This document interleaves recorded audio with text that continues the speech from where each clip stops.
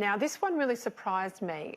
An Indigenous charity, it's a health charity, was preparing some uniforms, and on the strip they wanted to have the Indigenous flag. They've got a Torres Strait Island flag, they wanted to put the Indigenous flag on there.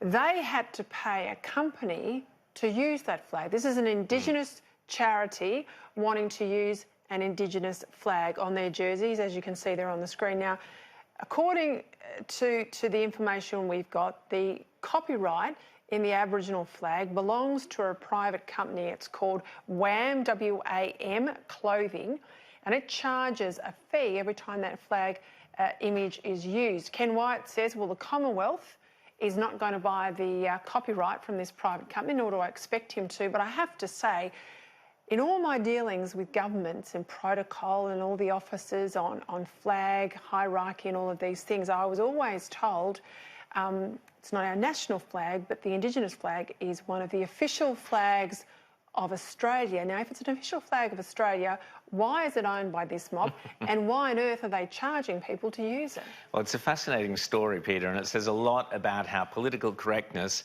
has rushed into this kind of the entire Indigenous affairs issues and basically stuffed so many things up.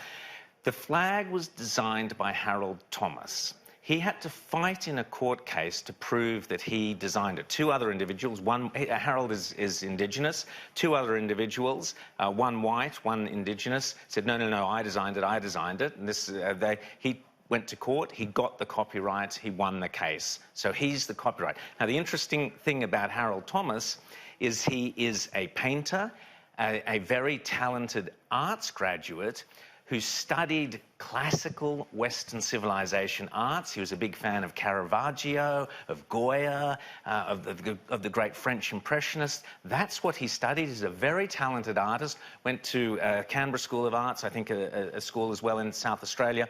And in 1970, he designed this. So he brought his own talent plus the talent that he'd absorbed from his studies, and as I said, very gifted artist, made a lot of money as a painter, but also he designed the flag.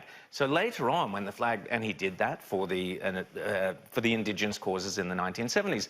Later on, the flag was kind of co-opted, and here we go, this is the great symbol of Indigenous affairs, terrific. It started being used everywhere. So he goes, hang on, I want it, it's mine, I designed it. So he won the court case. So he owned the copyright. And he would let people use it quite frequently if he thought it was a worthwhile cause. He'd say, yes, off you go.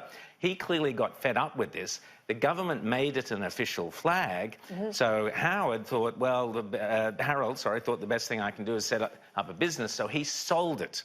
He sold his rights to this company, WAM, who are completely within their rights to charge copyright. So here we have a classic situation where the government rushed in and made it an official flag without actually thinking through the ramifications that this guy had designed it. It's not some historical Aboriginal creation. It's one guy's great visual design. It's like designing a logo. He did it, and he deserves to own the credit for it. So I find that really questionable then, when it is so highly commercialised, as it clearly is through WAM Clothing, that you drive around Canberra, there are multiple flagpoles. Now, I have to say most buildings have 3 flagpoles. The Australian flag's usually in the centre, and the Torres Strait Islander flag and the Aboriginal flag. I'll find out a bit more tomorrow night about the Torres Strait Islander flag, but we are then promoting a very commercial flag there, and often it irks me that all flags are at the same height. Now, in my view, the Australian flag should be the dominant flag and the others should be stepping down. That's a very important bit of history there, Rowan Dean. I'm going to look into that. I think that's a real concern. Yeah, absolutely. It's no different to Qantas. It's a great bit of design, it's a great logo, and he gets the copyright. But the politically correct mob rushed in. They rushed in, as they did with the Welcome to Country ceremony with its smoking and all the rest, designed by Ernie Dingo. They rush in, they go, oh, let's virtue signal, let's make this an important thing.